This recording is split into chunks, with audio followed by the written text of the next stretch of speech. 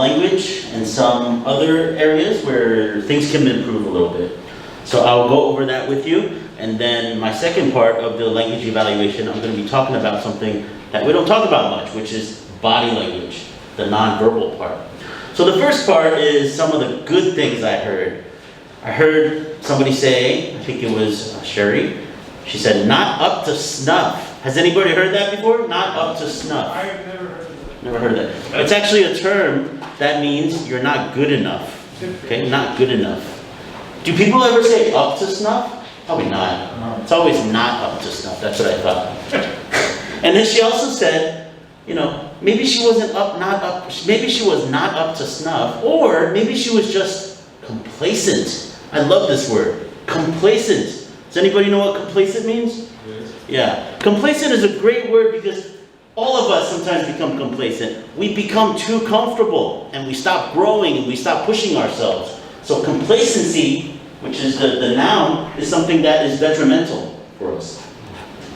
I also heard somebody say, one man's trash is another man's treasure. I believe Darren said that. And that's just a good term to keep, as almost like an analogy to understand whatever he's trying to convey. Because it is true. Have you ever been to a yard sale or somebody's trying to give you something that they don't really care about? But then you have it and it's like so amazing, or you buy something super cheap because they don't want it, because they see it as trash, but you find it as a treasure. So we all know that feeling. He also said the word hybrid. Hybrid. So a hybrid car uses two things. It's a combination of battery and gasoline. And there's a lot of things that are hybrids. Okay? Anything that's mixed together to create one thing is called a hybrid. And I like the way Paul used the analogy mountain. He used mountain in his speech as the analogy, and it was super powerful. Cancer was a mountain. And imagine sitting at the base of a mountain, which Taiwan has a lot of.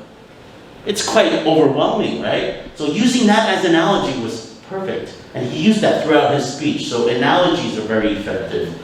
Some of the things we could improve on. Today's theme, favorite. The word favorite. I hear too often people in Taiwan and a lot of places around the world use the word favorite wrong. They say favorite. Or they focus too much on the R sound. So even though it's a 3-syllable word, it almost sounds like it's only 2 syllables. So favorite. Favorite. Let's all say it together. Favorite. Favorite. How to use it and how not to use it. There you go. Thank you, Paul.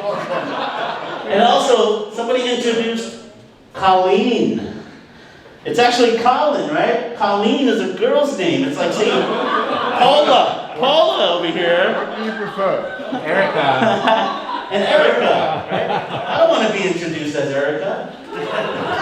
You got pictures of you as Eric. I might not get to the body language part. I see the green card over there. Receive energy by myself. That was a lot of words. I think a lot of people might just use the word introverted. I'm quite introverted, right? It's not an exact match. I think receiving energy by yourself is good. But introverts tend to do that. When they're alone, they feel more energetic rather than when they're with a bunch of people, all their energy gets pulled out of them. Many humor. Can we say many humor? No, because we can't count it. We can't count humor. In my case, we can. If I get voted funniest tonight again, then you can count how many awards I have for humor. But normally we say a lot of humor. A lot of humor. Okay? Now, body language is nonverbal communication. It's over half of the things that you communicate. It's not always about what you say, but how you say it and how you show it. So some of the things that body language speaks about your feelings, your thoughts and intentions. So even though your words say one thing, your body could be saying something else. Okay? So some of the things that we should focus on is open body language.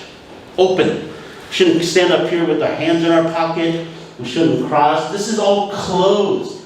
If you ever go on a date or something like that, if the person you're on a date with, they're like this the whole time, that means they're not very comfortable with you. So what happens when you're on stage and your body is like this?